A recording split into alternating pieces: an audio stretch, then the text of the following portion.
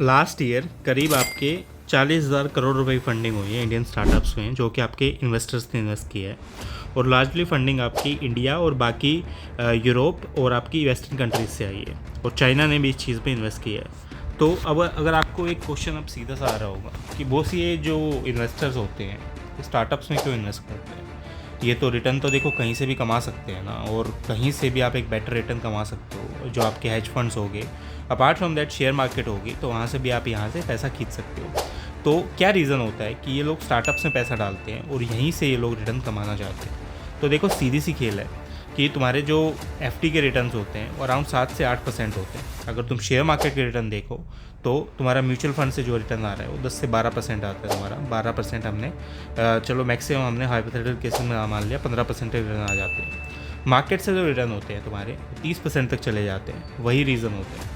अब ये सारी चीज़ें तुमने देख ली, ठीक है, तुमने बोल दिया कि बहुत रिटर्न आ गए सारी चीज़ें, लेकिन स्टार्टअप के रिटर्न तुम्हें पता है, स्टार्टअप के रिटर्न जो मोस्टली आते हैं तुम्हारे 10-10 हज़ार % तक आते हैं। मिनिमलिस्टिक एक स्टार्टअप था जो आपका जयपुर में अभी बेस्ड है, रिसेंटली एक्वायर किया है उसको 5,000 करोड़ रुपए में, ठीक है।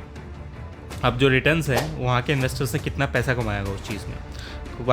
बाकी शुरू हुआ था स्टार्टअप काफ़ी स्टार्टिंग से, और उन लोगों ने बिजनेसेस बनाए, प्रोडक्ट्स बनाए, और उसी के बेसिस पे उन लोगों ने सारी चीज़ें की।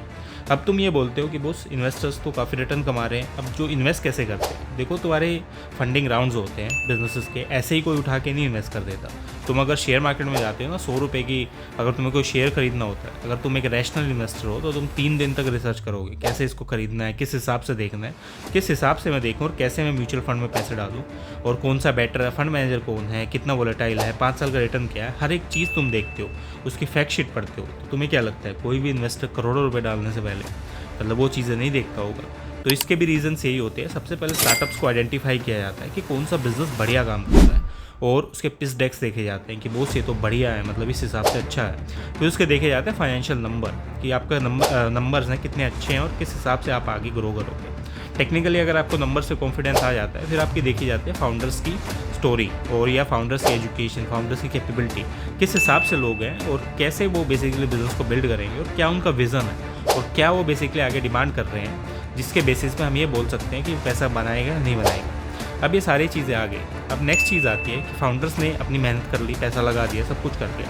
अब इन्वेस्टर्स क्या करते हैं, उन सारे नंबर्स को तुमने देख लिया और उसके बेसिस पे तुमने एक नेगोशिएशन ऑफर साइन कर लिया कि मैं 10% स्टेक के बदले तुम्हें 10 करोड़ रुपए दे दूंगा। अब बात आई कि बॉस ये सारी बात हो गई, अब तुम कैसे करोगे, इस चीज़ को आइडेंटिफाई करो कैसे करोगे। अब आगे चीज़ देखी जाती है कि इन्वेस्टर्स ने आपका डाला, पैसा डाल दिया, सब कुछ डाल दिया। अब तुम देखते हो नंबर्स कैसे आइडेंटिफाई किए जा रहे हैं, डीडी किया जाता है उन चीज़ों का, ड्यू डिलिजेंस इस चीज़ को बोलते हैं। उसके बेसिस पे तुम बताते हो कि बहुत से नंबर सही हैं या गलत हैं, और कैसे मेरा बिजनेस है आगे आने वाले टाइम में इसी हिसाब से नंबर्स के बेसिस पे फूलेगा, और कैसे मैं देखूंगा कि नंबर मेरे सही हैं या गलत है, और कैसे इनको मैं ठीक करूँ। और यही चीज़ करने के लिए डीडी, जो तुम्हारा एक थर्ड इन्वेस्टर होता है या थर्ड पार्टी होती है, वो डीडी करती है बिजनेस की विंडो ड्रेसिंग चेक करने के लिए कि यहाँ पे कोई फ्रॉड तो नहीं है, या ऐसे नंबर कोई उठा के नहीं लेके आ गए। इसी चीज़ को रिसर्च बोलते हैं, जो इन्वेस्टर अपने एंड पे करता है। और एक बार नंबर क्लैरिफाई होने के बाद, सब कुछ करने के बाद, उसके बाद आपकी इन्वेस्टमेंट डलती है।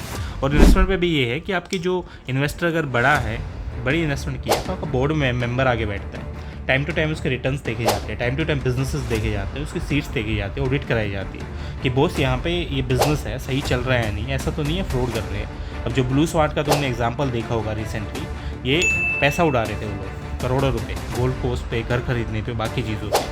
तो इन्हीं चीज़ों से बचने के लिए इन्वेस्टर्स क्या ऑडिट कराता है आपके बिजनेसेस की, और यही सारे रीज़न होते हैं जो आपको हेल्प करते हैं चीज़ें करने में। तो ibankers.com बेसिकली आपके स्टार्टअप को फंड करने में मदद कर सकता है। अगर आपको फंडिंग चाहिए तो हम लोग एक बेटर मॉडल के बेसिस पर आपको करते हैं, ATS फॉर एक्सपीरियंस हम इन्वेस्टमेंट बैंकर्स को, और आपको एक बेटर जर्नी के लिए हम विश कर सकते हैं। तो अगर आपको करना है तो आप contact@ibankers.com पे आ सकते हैं, जिससे हम कॉन्टैक्ट करके इस बिज़नेस को प्रमोट कर सकते हैं। मिलते हैं नेक्स्ट वीडियो में।